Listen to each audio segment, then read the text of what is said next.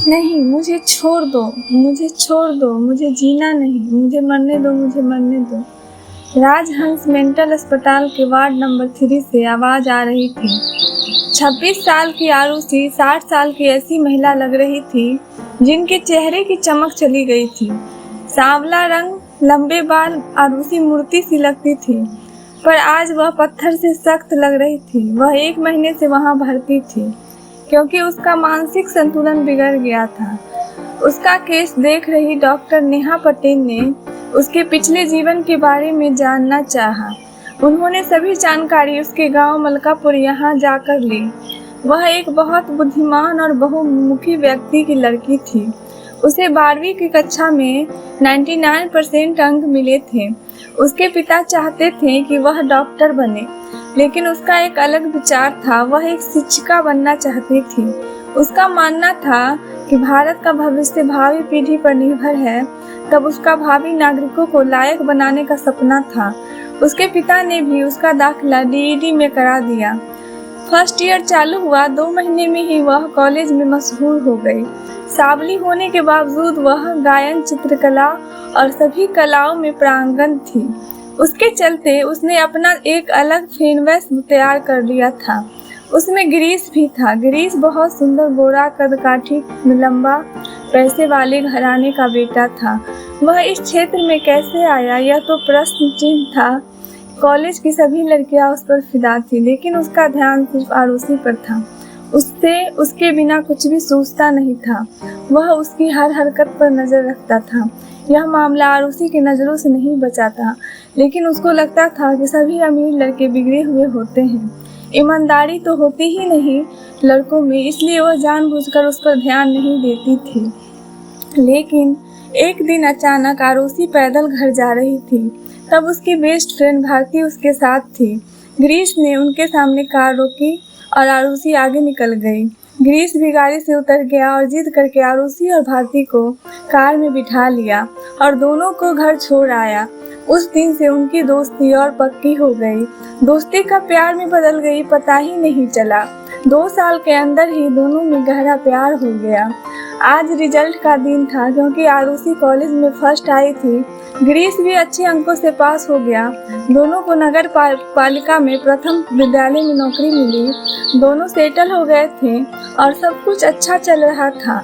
लेकिन एक दिन अचानक गिरीश के पिता ने इन दोनों को एक साथ देख लिया। गिरीश ने अपने प्यार के बारे में सब कुछ बता दिया, लेकिन उसके पिता ने अपने दोस्त की बेटी माधुरी से गिरीश की शादी करवा दी। यह खबर आरुषि तक पहुंची।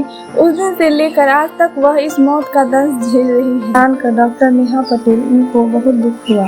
उन्होंने उसकी बहुत ही मदद की। उचित उपचार का उपयोग करके उसे इस स्थिति से बाहर निकालने में मदद की।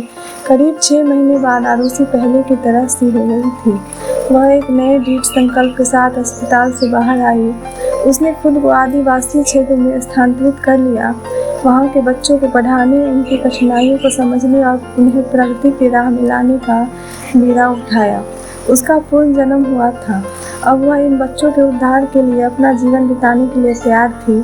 अपने हंसमुख और प्यार भरे स्वभाव के कारण वह वहाँ सभी की चहेती बन गई। वह स्कूल में 2वीं अध्यापिका के रूप में कार्यरत थी। वहाँ के प्रिंसिपल भी उसके पिता के समान स्नेही थे।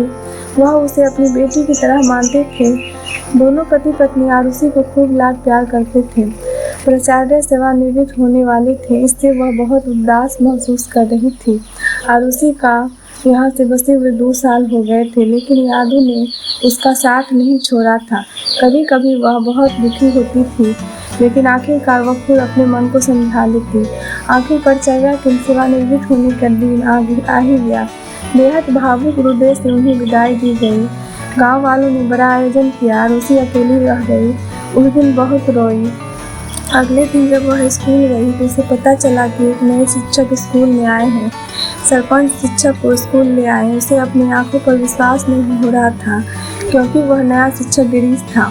उसने अपने चेहरे पर कोई भाव नहीं दिखाया। उसने स्वागत समारोह आयोजित किया। सरपंच और ग्रामीण गए समारोह में।